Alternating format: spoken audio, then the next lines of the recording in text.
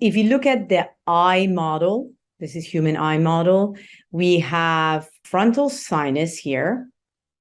There are muscles of the eye. If they're going straight, we call them rectus. If it's on the superior end, we call them superior rectus. Superior oblique if they're going diagonally, inferior oblique. And we have inferior rectus, which is this one right here. And then you have lateral rectus and medial rectus. The way we know which one's lateral, which one's medial, if you look at the posterior end of the eye, there is optic nerve 2, but optic nerve 2 is not located exactly in the middle of the sphere. It's more towards the midline, so it's more medially. That's how we know where the midline is. That would be our medial rectus. The other side would be our lateral rectus. This is showing lacrimal gland. This white sphere that keeps the eye intact, the shape of the eye intact, is called the sclera.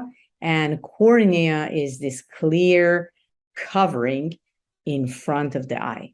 Cornea, sclera, frontal sinus, superior oblique, going diagonally, inferior oblique in the bottom, superior rectus, inferior rectus, lateral rectus, and medial rectus is on the other side. Here we're looking at muscle of the eye. Again, on the top, you see superior rectus.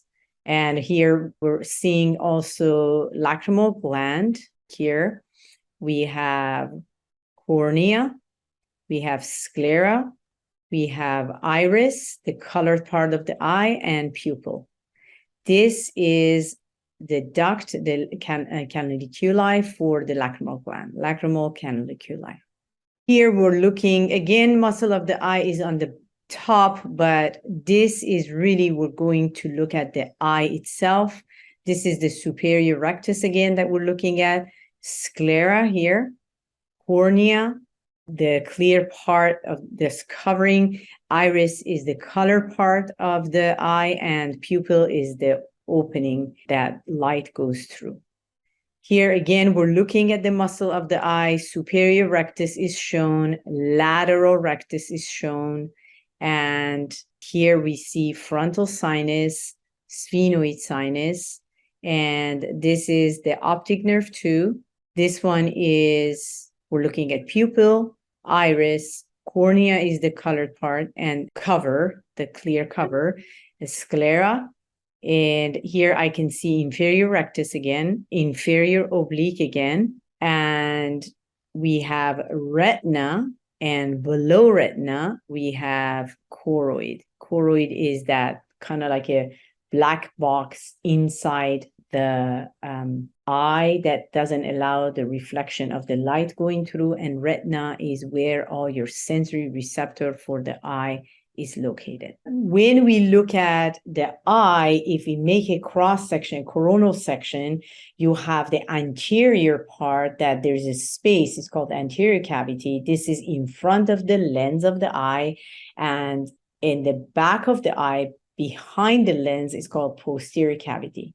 In the posterior cavity, we can find, this is the retina that we can see in the posterior cavity. We can find the blind spot, which is called optic disc, and fovea centralis, which is the most focal point. And if I put my probe inside this fovea centralis, is like a pit. It goes about 1 millimeter deep.